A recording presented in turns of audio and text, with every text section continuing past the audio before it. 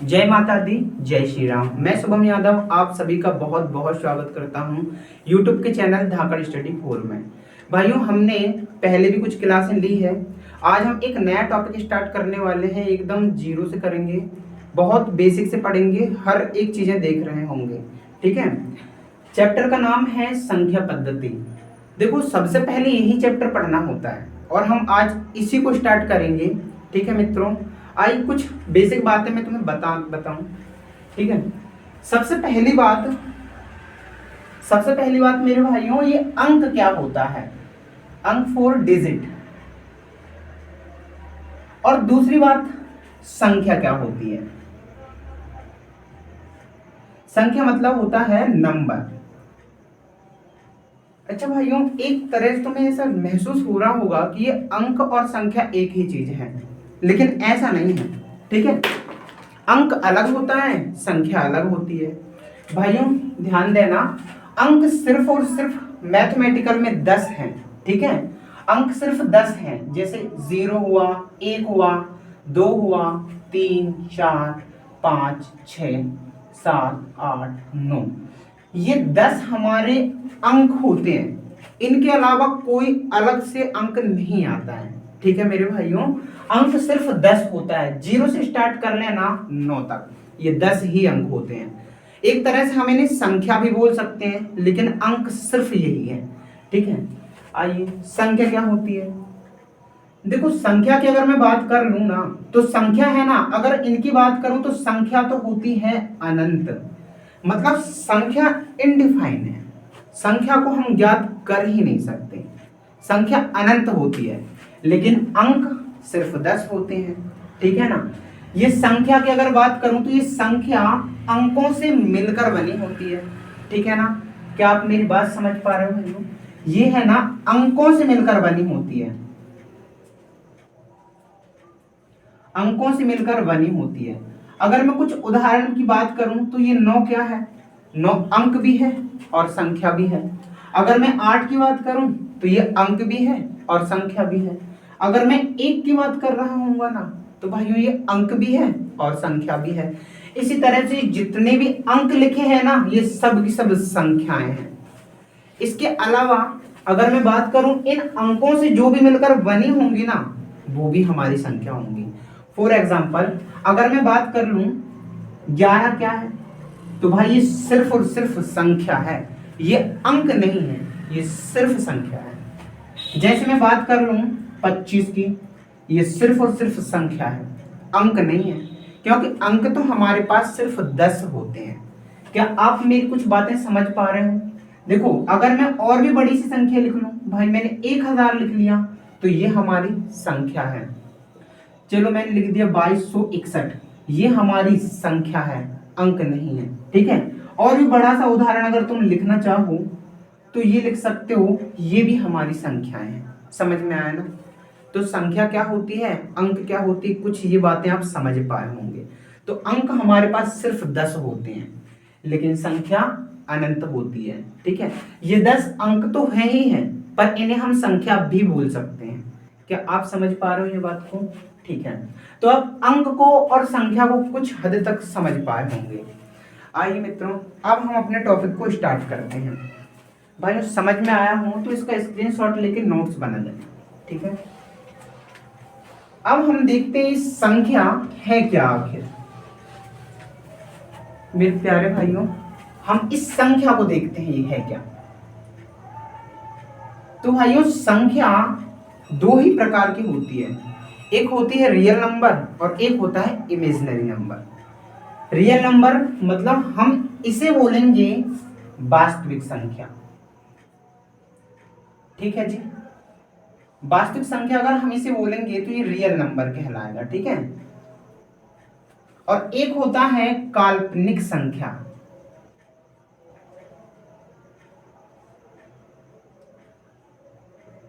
काल्पनिक संख्या मतलब इमेजिनरी नंबर।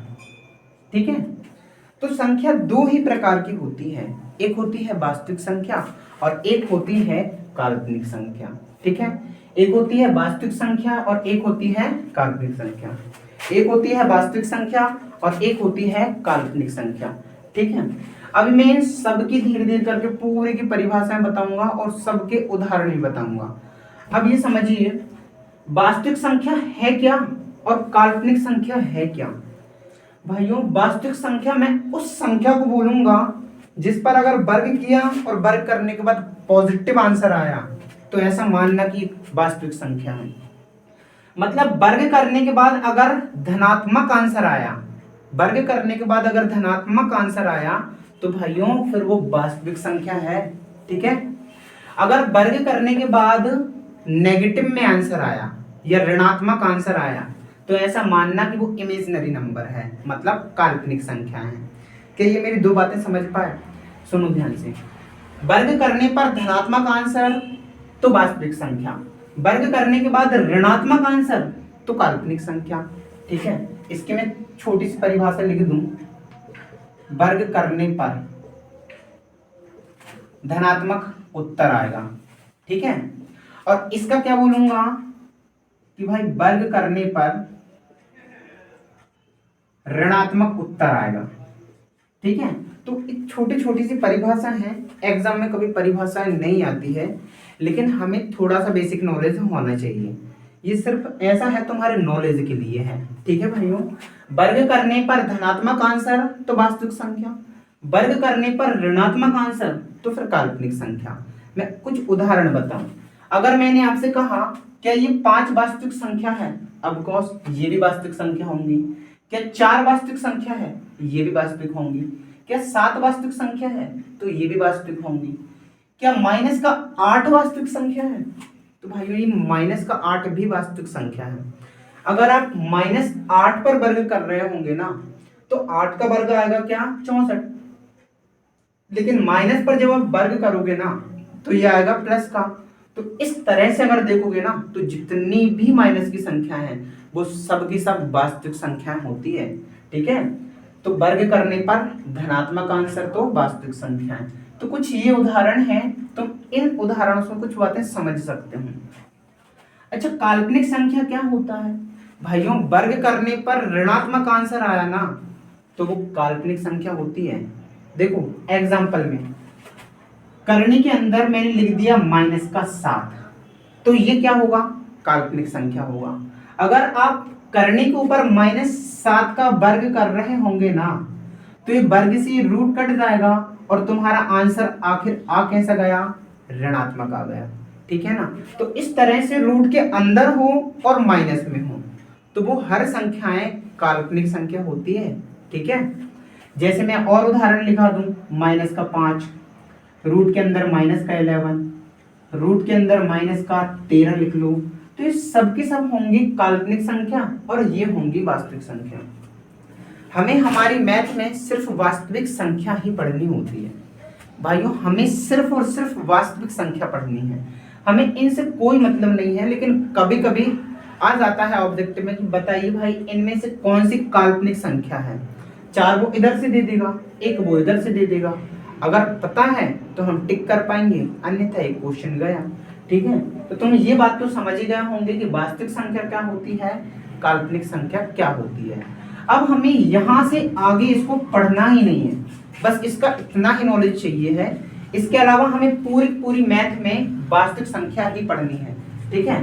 पूरी मैथ में सिर्फ और सिर्फ तुम्हारी मुलाकात होंगी तो रियल नंबर की ही होंगी। तो हम एक काम करते हैं, इस वास्तविक संख्या का और पोस्टमार्टम करते हैं। तो मेरे भाइयों अब वास्तविक संख्या खुद अपने आप में 2 प्रकार की होती है। वास्तविक संख्याएं खुद अपने आप में 2 प्रकार की होती है। ठीक है। तो संख्याएं 2 प्रकार की हुई, वास्तविक संख्या और काल्पनिक संख्या।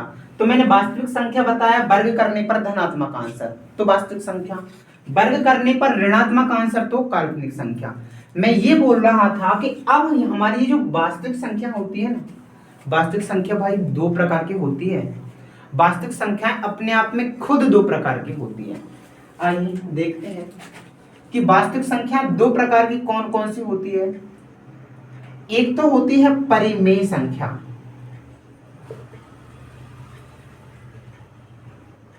ठीक है, और एक होती है अपरिमेय संख्या। तो वास्तविक संख्या खुद दो प्रकार की होंगी, एक परिमेय संख्या और एक अपरिमेय संख्या। ठीक है। अच्छा, अब परिमेय संख्या क्या है और अपरिमेय संख्या क्या है? देखो इनके भी एक एक शब्द में ही उदाहरण याद रखना है। देखो परिमेय संख्या की अगर मैं बात करूं तो परिमेय संख्या हम उसे कहेंगे जिसे p बाई क्यू के फॉर्म में लिखा जा सकता है। ठीक है, तो ये याद रखना, जिसे p बटे क्यू के रूप में लिखा जा सके। जो संख्याएं p बटे क्यू के रूप में लिखाएंगे ना भाई, वो कहलाएंगी वास्तविक संख्याएं। और जो संख्या p बटे क्यू के फॉर्म में नहीं लिखाएंगी, जो संख्या p बटे क्यू के रूप में नहीं लिखी जाती, उसे हम अपरिमेय संख्या कहेंगे। ठीक है, तो इस तरह से वास्तविक संख्या के दो उदाहरण बताएं, दो प्रकार बताएं, परिमेय संख्या और अपरिमेय संख्या। परिमेय संख्या जिसे p बटे क्यू के रूप में लिखा जा सके। ठीक है, p बटे क्यू के रूप में मैं अभी उदाहरण बताऊंगा। अपरिमेय संख्या जो संख्या p बटे क्यू के रूप में नहीं लिखी जाती, उसे हम कहेंगे अपरिमेय संख्या। ठीक है, जो p बटे क्यू के रूप में नहीं लिखी जाती उसे अपरिमेय संख्या, और जिसे p बटे क्यू के फॉर्म में लिखा जा सकता है वो परिमेय संख्या। देखो अब परिमेय संख्या का मैं अगर उदाहरण बताऊं, क्या ये 5 परिमेय संख्या है क्या? हाँ, ये 5 परिमेय संख्या है। मैं इसे ऐसा भी तो लिख सकता हूँ 10 बटे 2। ठीक है ना, मैं इसे ऐसा भी तो लिख सकता हूँ 100 बटे 20। तो तुम इसे इस फॉर्म में लिख सकते हो। मतलब जो संख्या p बटे क्यू के रूप में लिखा जा सका है उसे बोलते हैं हम परिमेय संख्या। जैसे 7 भी परिमेय संख्या हो जाएगा, क्योंकि इसे क्या 14 बटे 7 लिख सकते हैं। ये 20 भी परिमेय संख्या हो सकता है, क्योंकि तुम इसे ऐसा लिख सकते हो, मान लो इसे 40 बटे 2 लिख दो, हो गया ना p बटे क्यू के रूप में। तो इस तरह की संख्या है ना p बटे क्यू के रूप में जो लिखी जा सकती है, वो हर संख्या परिमेय संख्या है। इसके अलावा ये पाई भी परिमेय संख्या ही है। ठीक है, ये पाई भी परिमेय संख्या है। अच्छा, अपरिमेय संख्या क्या होती है?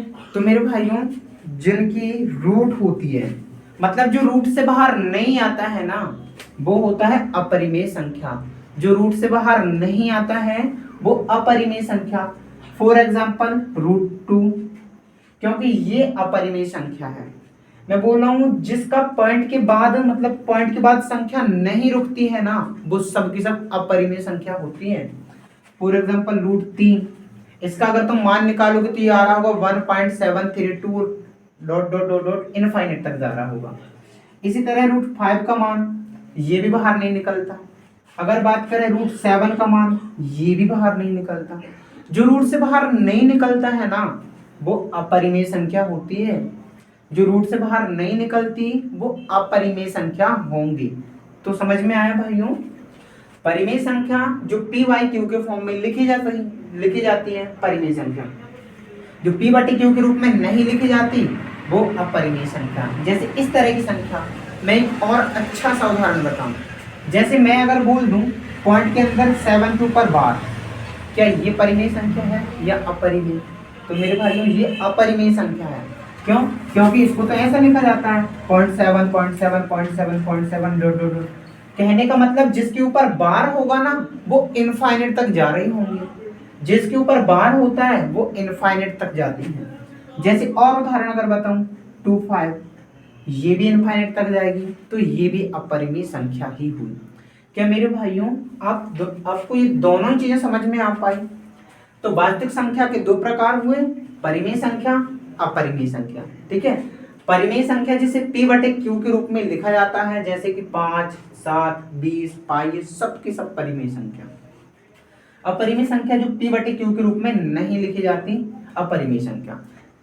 जैसे कि रूट के अंदर वाली जो संख्याएं होंगी ना, वो सबकी सब अपरिमेय संख्या होंगी। ठीक है, जहां तक कि 22/7 भी अपरिमेय संख्या है, क्योंकि इसका शून्यांक कभी नहीं रुकता। मतलब पॉइंट के बाद की संख्याएं नहीं रुकती है। अगर आपको ये बातें समझ में आई तो इन्हें भी याद रखना।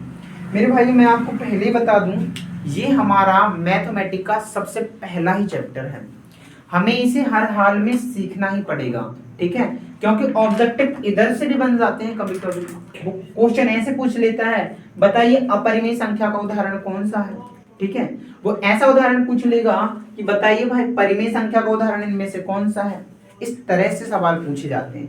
तो ठीक है, ये सब चीजें तुम्हें धीरे धीरे धीरे करके आने लग जाएंगी और बहुत ठीक ढंग से बनने लग जाएंगी। देखो अब हम परिमेय संख्या पढ़ेंगे मेरे भाइयों। ये परिमेय संख्या भी अपने आप में दो प्रकार की होती है। तो अब यहां पर हम इसको यहीं पर होल्ड पर रख लेंगे और आगे पढ़ेंगे अब हम परिमेय संख्या, क्योंकि परिमेय संख्या अब खुद अपने आप में दो प्रकार की होती है, ठीक है। परिमेय संख्या खुद दो प्रकार की होती है। तो भाइयों इसका स्क्रीनशॉट लेना, मैं थोड़ा आगे पढ़ाता हूं इसको।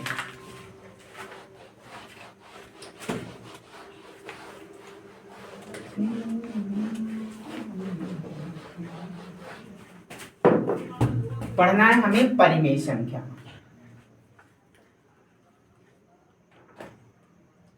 तो मैं आपसे ये बोल रहा था कि परिमेय संख्या अपने आप में खुद दो प्रकार की होती है। देखो पहली होती है पूर्णांक संख्या और दूसरी होती है भिन्न संख्या, ठीक है। एक होता है पूर्णांक और एक होता है भिन्न संख्या, ठीक है। एक होता है पूर्णांक और एक होता है भिन्न संख्या। 1 मिनट रुकिए।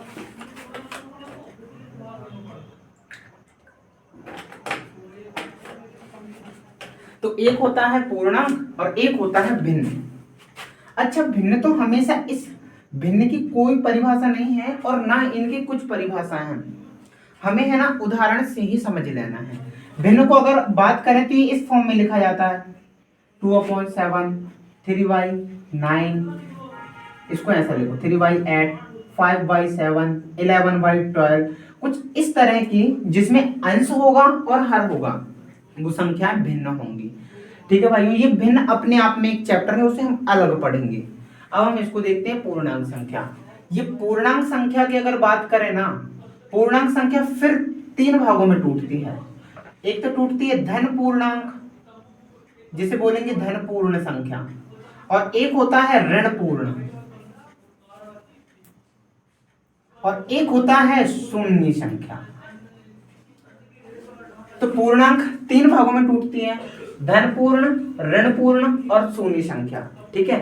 धन पूर्ण, ऋण पूर्ण और शून्य संख्या। तो मेरे भाइयों जो धन पूर्ण होती है ना, वो कहां से स्टार्ट होती है ये समझिए। धन पूर्ण संख्या हमेशा 1 से स्टार्ट होती है और जितनी भी धनात्मक वाली संख्या होती है वो सब की सब होती है धन पूर्ण संख्या। फॉर एग्जाम्पल अगर मैं आपसे बोलूं 1 हो गया, 2 हो गया, 3, 4, 5 डेट डेट डेट इनफाइनाइट तक। तो धनपूर्ण संख्या 1 से स्टार्ट होती है, धनपूर्ण संख्या 1 से स्टार्ट होती है और इनफाइनाइट तक जाती है। अच्छा ऋण पूर्ण संख्या किसे बोलेंगे? तो मेरे भाइयों ऋण पूर्ण संख्या ऋण से स्टार्ट होती है, माइनस वाली संख्या होती है। जैसे -1 हो गया, -2 हो गया, -3 हो गया, -4 हो गया, -5 हो गया। तो ऋण पूर्ण संख्या में सबकी सब माइनस वाली संख्या आ जाती है और धन पूर्ण संख्या में सबकी सब धनात्मक संख्या आ जाती है। और शून्य तो फिर शून्य ही होता है, शून्य में सिर्फ एक 0 आती है। तो याद रखना अगर आपसे पूछा जाए कि बताइए 0 क्या है, तो 0 एक पूर्णांक संख्या है, ठीक है। 0 अगर पूछे धन पूर्णांक नहीं है, अगर पूछे ऋण है नहीं है, तो फिर 0 क्या है? तो 0 हमारा होल नंबर है, सॉरी इंटीजर नंबर है, पूर्णांक संख्या है, ठीक है ना। 0 क्या है? हमारा पूर्णांक संख्या है, ठीक है। कुछ और भी हम परिभाषाएं देखेंगे। देखो अच्छा प्राकृत संख्या क्या होती है? तो भाइयों प्राकृत संख्या क्या होती है? जो धन पूर्ण संख्या होती है ना, ये धन पूर्ण, इसी को हम क्या बोलते हैं? प्राकृत संख्या, धन पूर्ण को। तो देखो धन पूर्ण कहां से स्टार्ट होती है? 1 से स्टार्ट होती है इनफाइनाइट तक। तो इसी तरह से प्राकृत संख्या भी 1 से इनफाइनाइट तक चलने वाली है, ठीक है। जैसे 1 हो गया, 2 हो गया, 3 हो गया, 4 हो गया और ऐसे से इनफाइनाइट तक चलती है। तो ठीक है, प्राकृत संख्या या धनपूर्ण संख्या बोले तो एक ही बात होती है। अगर धनपूर्ण बोले तो 1 से इनफाइनाइट तक, और ऋणपूर्ण बोले तो -1 से माइनस इनफाइनाइट तक, और जीरो तो फिर जीरो होती है। तो इस तरह से अगर मैं आपसे बोलूं कि भाई ये पूर्णांक संख्या की क्या क्या चीजें आती है पूर्णांक संख्या में, तो पूर्णांक संख्या में क्या आती है, 0, 1, 2, 3, 4 इनफाइनाइट, -1, -2, -3 ऐसे इनफाइनाइट तक, ये सब की सब कहलाती है पूर्णांक संख्या। ठीक है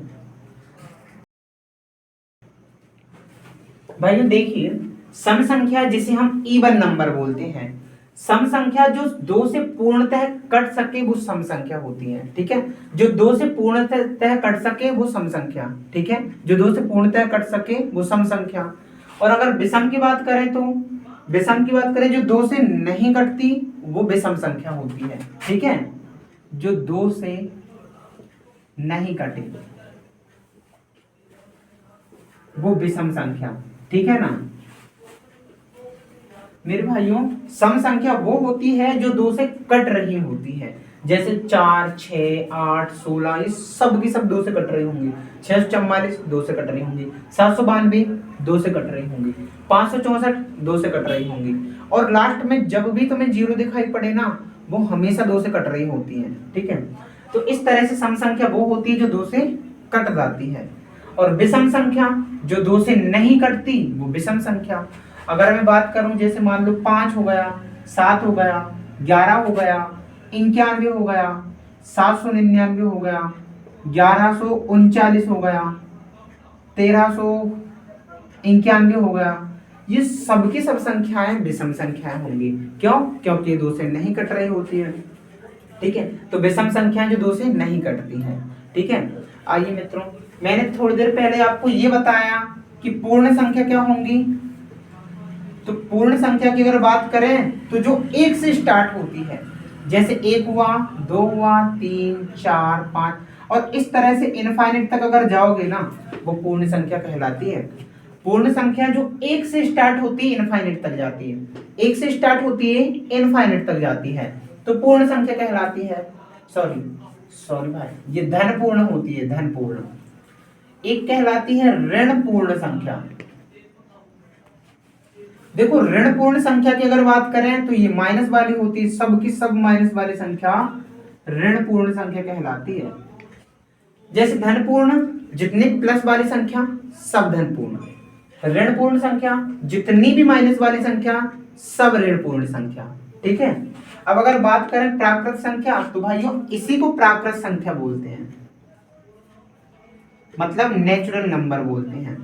तो जो धनपूर्ण संख्या होती है ना वही हमारी प्राकृत संख्या, जो धनपूर्ण होती है वही हमारी प्राकृत संख्या होती है। ठीक है, धनपूर्ण को ही प्राकृत संख्या कहते हैं, 1 से स्टार्ट होती है इनफाइनाइट तक जाती है। ऋणपूर्ण संख्या माइनस वाली जितनी भी है सब ऋणपूर्ण संख्या होती है। और अगर पूर्णांक की बात करूं तो मेरे भाइयों ये पूर्णांक संख्या की अगर बात करूं ना तो यहाँ पर सब कुछ संख्या आ जाती है, धनपूर्ण भी आ जाती है, ऋणपूर्ण भी आ जाती है और जीरो भी आ जाती है। जैसे -1 हुआ, -2, -3, -4, जीरो हुआ और प्लस का 1 हुआ, प्लस का 2, प्लस का 3, ये इनफाइनाइट तक और इधर ये भी इनफाइनाइट तक।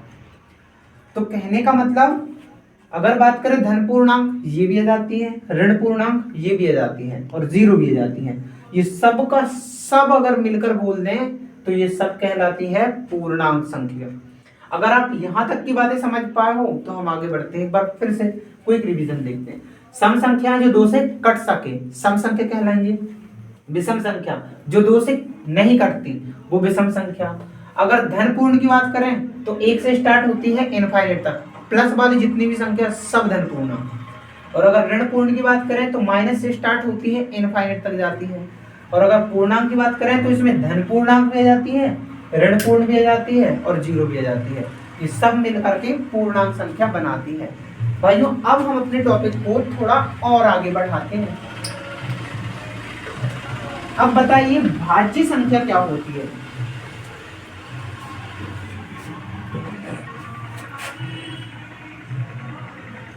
भाज्य संख्या देखो भाज्य संख्या की अगर मैं आपसे बात कहूं कि भाई सिर्फ 2 शब्दों में ही आंसर बताइए, तो भाज्य संख्या का आंसर क्या होगा? भाज्य संख्या हम उसे कहेंगे जिसके 3 फैक्टर होंगे। कम से कम 3 फैक्टर तो होने ही चाहिए। अगर 3 फैक्टर है तो ये मानना कि ये भाज्य संख्या है। ठीक है, जिसके कम से कम 3 फैक्टर हो। जैसे अगर मैं आपसे बात कहूं, क्या एक भाज्य संख्या है? नहीं, तो एक तो सिर्फ और सिर्फ खुद से कटी, तो इसका तो एक ही फैक्टर हुआ, तो ये कभी भाज्य संख्या नहीं होंगी। मेरे भाइयों, क्या 2 भाज्य संख्या है? ये भी भाज्य संख्या नहीं है। क्यों? क्योंकि 1 से कटती है और 2 से कटती है, तो इसका तो सिर्फ 2 ही फैक्टर हो पाया, फिर तो ये भी भाज्य संख्या नहीं है। मेरे भाइयों बताइए, 3 भाज्य संख्या है क्या? ये भी नहीं है। क्यों? क्योंकि ये 1 से कटेंगी और 3 से कटेंगी, तो इसके भी 2 ही फैक्टर हो पाए। समझ गए ना? जब तक 2 फैक्टर होंगे ना, तो वो भाज्य संख्या नहीं होंगी। अगर 2 से अधिक है, मतलब 3 फैक्टर है कम से कम, तो हम उसे भाज्य संख्या बोल सकते हैं। अब बताइए, क्या 4 भाज्य संख्या है क्या? तो मेरे भाइयों ये 4 भाज्य संख्या है। ठीक है, ये 4 भाज्य संख्या है। क्यों? क्योंकि मेरे भाइयों ये 1 से कटेगी, ये 2 से भी कटेगी और ये 4 से भी कटेगी, तो भाइयों इसके कम से कम 3 फैक्टर है। और जब कम से कम 3 फैक्टर होंगे ना, तो हम उसे भाज्य संख्या कहेंगे। ठीक है, तो ये भी एक भाज्य संख्या नहीं है, 2 भाज्य संख्या नहीं है, 3 भी भाज्य संख्या नहीं है। तो सबसे छोटी अगर भाज्य संख्या की बात करूं, तो ये सिर्फ और सिर्फ 4 होंगी। ठीक है, तो याद रखना, सबसे छोटी भाज्य संख्या 4 है। बताइए, क्या 7 भाज्य संख्या है? ये भी नहीं है। क्या 11 भाज्य संख्या है? ये भी नहीं है। क्या 9 भाज्य संख्या है? बताइए, 9 भाज्य संख्या है क्या? तो भाइयों ये भाज्य संख्या ही है। क्यों? क्योंकि ये 1 से कटेंगी, ये 3 से कटेंगी, ये 9 से भी कट रही होंगी। क्या 10 भाज्य संख्या है क्या? तो ये भी भाज्य संख्या है, क्योंकि ये 1 से कटेंगी, ये 2 से भी कटेंगी, ये 5 से भी कटेंगी और 10 से भी कटेंगी, तो ये सब की सब भाज्य संख्याएं हैं। मेरे भाइयों, जो संख्याएं खुद से और स्वयं के अलावा अन्य किसी संख्या से कटे, जो खुद से और 1 के अलावा अन्य किसी संख्या से कटे, तो वो भाज्य संख्या कहलाती है। क्या आप भाज्य संख्या की परिभाषा समझ पाए?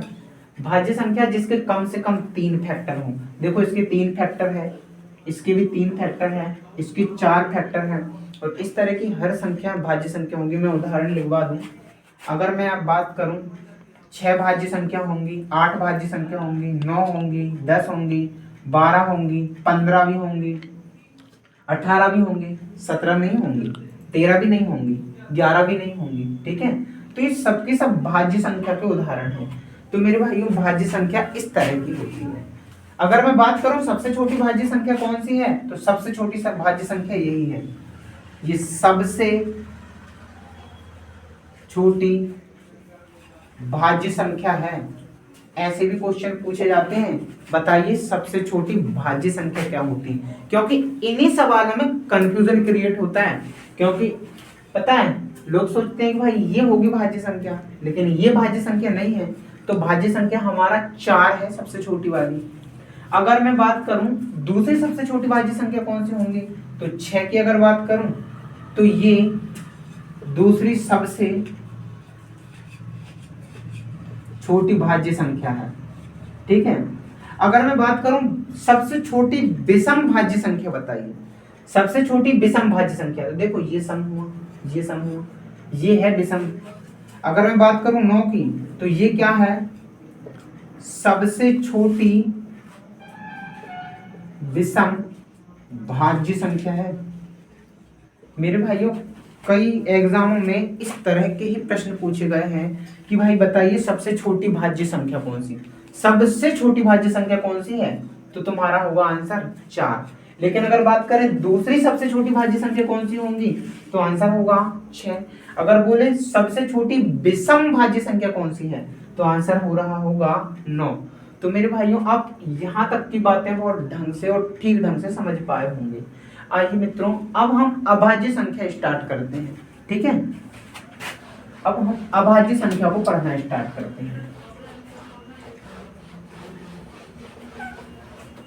देखो, भाज्य संख्या और अभाज्य संख्या एक दूसरे के अपोजिट है। अभी मैंने भाज्य संख्या बताया जिसके कम से कम 3 फैक्टर होने चाहिए, और इसकी अगर बात करें अभाज्य संख्या की, तो अभाज्य संख्या क्या होती है, जिसके केवल 2 ही फैक्टर होंगे। ठीक है, जिसके केवल 2 ही फैक्टर होंगे ना, वही अभाज्य संख्या होंगी। ठीक है, जिसके केवल 2 ही फैक्टर होंगे, जिसके केवल 2 फैक्टर होंगे ना, वही क्या कहलाएगी, हमारी अभाज्य संख्या कहलाएगी। ठीक है ना, जिसके केवल 2 फैक्टर होंगे वो हमारी अभाज्य संख्या कहलाएंगी। तो भाइयों, अभाज्य संख्या में अगर मैं आपसे कहूं क्या एक अभाज्य संख्या है, तो एक अभाज्य संख्या नहीं है, क्योंकि इसका तो सिर्फ एक ही फैक्टर होता है। तो मेरे प्यारे भाइयों, यहाँ पर ये अभाज्य संख्या कभी नहीं होती है। याद रखना, एक ना तो भाज्य संख्या है और ना ही अभाज्य संख्या है, ये सिर्फ पहली विषम संख्या मानी जाती है। ठीक है, ये विषम संख्या। क्या 2 अभाज्य संख्या है, तो मेरे भाइयों 2 अभाज्य संख्या है। क्यों? क्योंकि एक तो ये 1 से कट रही होंगी और एक 2 से कट रही होंगी, तो इसके केवल 2 फैक्टर हुए ना। ठीक है, तो अभाज्य संख्या में एक तो 1 से कटी, एक 2 से कटी, तो ये भी अभाज्य संख्या। क्या 3 अभाज्य संख्या है, तो मेरे भाइयों ये भी अभाज्य संख्या है। क्यों? क्योंकि ये 1 से कटी और खुद 3 से भी कटी।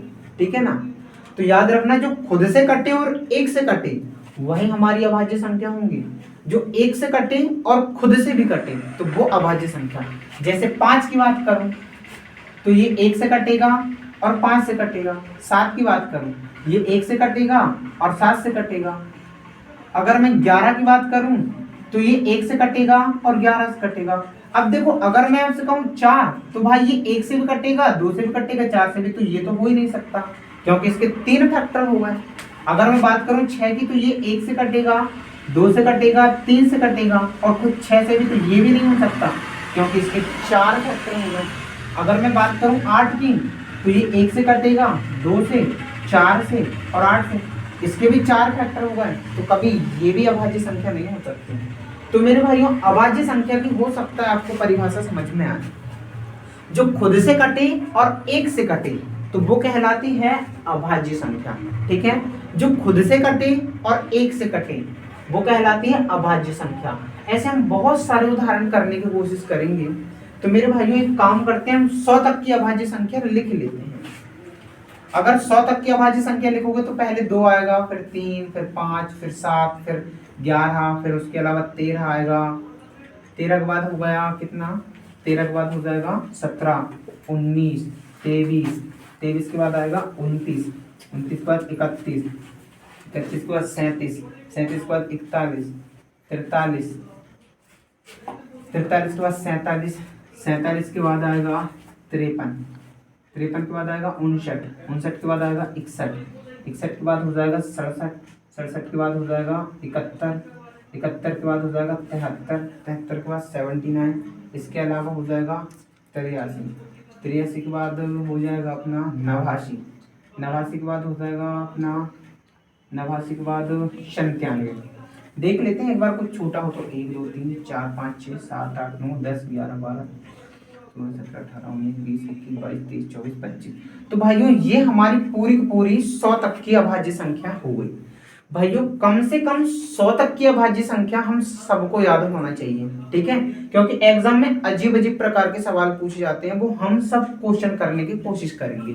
पहले हमें ये याद होना चाहिए। भाइयों, मैं एक टेक्निक बताता हूँ, तुम्हें ये सबके सब याद हो जाएंगे। ये जितनी भी अभाज्य संख्या है ना, सब 6 के मल्टीपल के आसपास ही है, या तो 6 के मल्टीपल से कम है या 6 के मल्टीपल से ज्यादा है। तो इसको याद करने के लिए अगर मैं टेक्निक बताऊं तो आप यहां से देखना। भाई इधर दिखाई पड़ रहा है क्या? 6 का पहाड़ा लिखो पहले। 6, 6 दूनी 12, 6 3 18, 6 चौके 24, 6 पंजे 30, 6 36, 6 7 42, 6 8 48, 6 9 54, 6 66, 72, 73, 78, 78 के बाद आएगा 84, 84 के बाद 90, 90 के बाद 96। भाइयों हमारी जितनी भी अभाज्य संख्या है ना, इनके ही आसपास है, इनके इर्द गिर्द ही है। देखो पहले ये 2 3 तो याद रख लेना, एक तो 2 हो गया, 3 हो गया, 2 और 3 और 5। अच्छा 6 से 1 कम करो 5, एक ज्यादा करो 7, इससे 1 कम करो 11, इससे 1 ज्यादा करो 13, इससे 1 कम करो 17, इससे 1 ज्यादा करो 19, इससे 1 कम करो 23, इससे 1 कम करो 25, इससे 1 कम करो कितना हो जाएगा 29, इससे 1 ज्यादा 31, इससे 1 कम 35, इससे 1 ज्यादा 37, इससे 1 कम 41, इससे 1 ज्यादा 43, इससे 1 कम हो जाएगा 47, इससे 1 ज्यादा 49, इससे 1 कम हो जाएगा 53, और इससे 1 ज्यादा हो जाएगा 55, इससे 1 कम 59, इससे 1 ज्यादा 61, इससे 1 कम 65, इससे 1 कम हो जाएगा 65, इससे 1 ज्यादा 67, इससे 1 कम 71, ठीक है, और इससे 1 ज्यादा हो जाएगा 73, इससे 1 कम हो जाएगा 79, इससे 1 ज्यादा की अगर बात करें सॉरी, इससे 1 कम हो जाएगा 77, इससे 1 ज्यादा 79, इससे 1 कम अगर बात करेंगे तो 83, और इससे 1 ज्यादा तो 85, इससे 1 कम की अगर हम बात कर रहे होंगे ना, इससे 1 कम की अगर हम बात करेंगे तो ये आएगा कितना 89, इसके बाद आएगा 91, इससे 1 कम की अगर हम बात करेंगे तो 95, और इसके बाद 97। अब देखो या तो ये संख्या 7 से कटेंगी या 5 से कटेंगी, और 5 और 7 से नहीं कटी तो फिर वो अभाज्य संख्या है। समझ में आया? अगर ये 5 और 7 से नहीं कटी तो फिर अभाज्य संख्या, ये अभाज्य संख्या है, ये अभाज्य संख्या है, ये भी अभाज्य संख्या है, ये भी अभाज्य, क्योंकि ये 5 से नहीं कट रही, ये भी नहीं कट रही, तो ये दोनों है, ये दोनों भी है। ये 5 से कट गई तो ये हमारी अभाज्य संख्या नहीं है, ठीक है, ये अभाज्य संख्या है, ये भी है। ये 5 से कट रही है मतलब ये अभाज्य संख्या नहीं है, ठीक है ना। या तो 5 से कटेंगी या 7 से, अगर 5 से और 7 से नहीं कटी तो फिर वो हमारी अभाज्य संख्या ही है। ये अभाज्य संख्या है, ये भी अभाज्य संख्या, ये भी अभाज्य, ये भी अभाज्य, पर ये अभाज्य नहीं क्योंकि ये 7 से कट रही है, ठीक है। ये भी अभाज्य है, ये भी अभाज्य नहीं क्योंकि ये 5 से कट रही है। ये भी अभाज्य है, ये भी अभाज्य, ये भी अभाज्य नहीं होंगी क्योंकि ये भी किससे कट रही होंगी 65 से कट रही होंगी। ये भी अभाज्य है, ये भी अभाज्य, ये भी अभाज्य, ये भी नहीं होंगी क्योंकि ये 7 से कट रही है। ये भी अभाज्य हो गई, ये भी अभाज्य, ये भी नहीं होंगी क्योंकि ये 5 से कट रही है।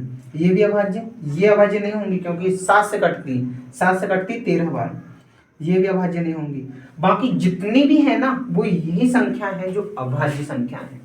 तो मेरे भाइयों आप 6 का पहाड़ा याद रखिए, और 6 के पहाड़े अगर याद रखोगे तो आपको अभाज्य संख्या कभी नहीं भूल पाओगे, ठीक है।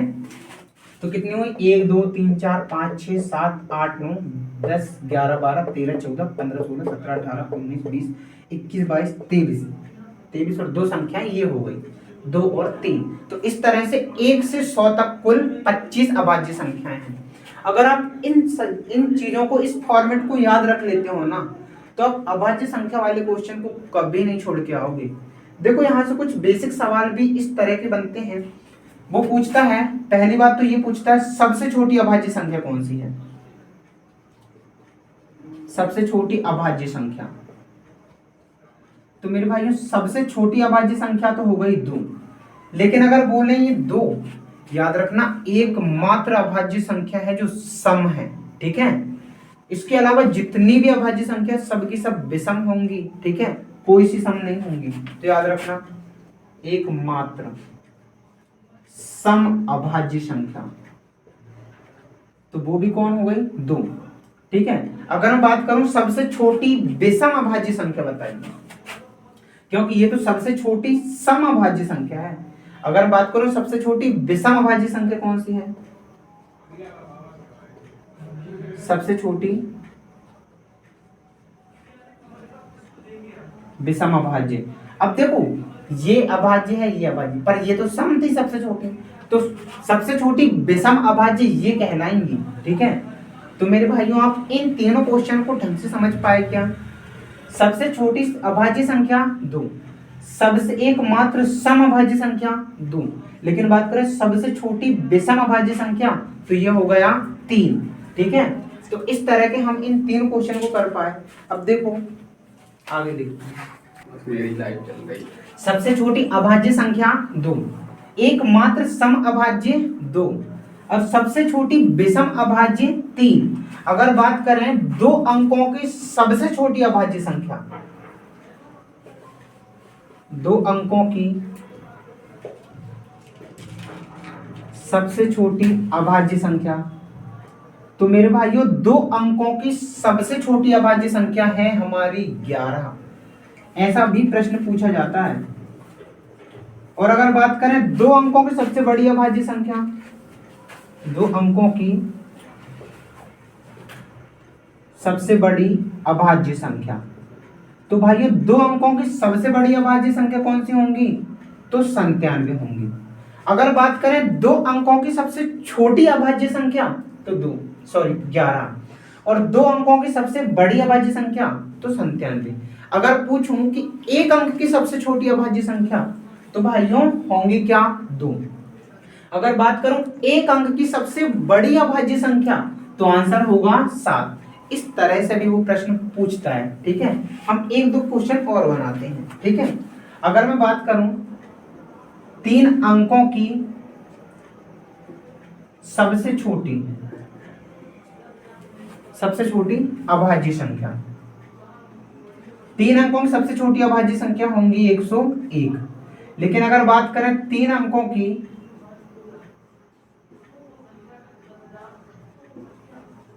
सबसे बड़ी अभाज्य संख्या कौन सी होंगी? 3 अंकों की सबसे बड़ी अभाज्य संख्या होंगी 997। मेरे भाइयों ये 5-6 फैक्ट ऐसे हैं जिन्हें आपको याद ही रखना पड़ेगा। ठीक है, सबसे छोटी अभाज्य संख्या 2, एकमात्र सम अभाज्य संख्या 2, सबसे छोटी विषम अभाज्य संख्या 3, दो अंकों की सबसे छोटी अभाज्य संख्या तो होगा 11, दो अंकों की सबसे बड़ी अभाज्य संख्या तो आंसर होगा 97, 3 अंकों की सबसे छोटी अभाज्य संख्या 101, 3 अंकों की सबसे बड़ी अभाज्य संख्या 997। भाइयों अब हम टॉपिक को कल आगे बढ़ाएंगे। अगर वीडियो अच्छी लगी हो तो लाइक करो, शेयर करो और चैनल पे अगर पहली बार हो तो सब्सक्राइब करो। धन्यवाद भाई।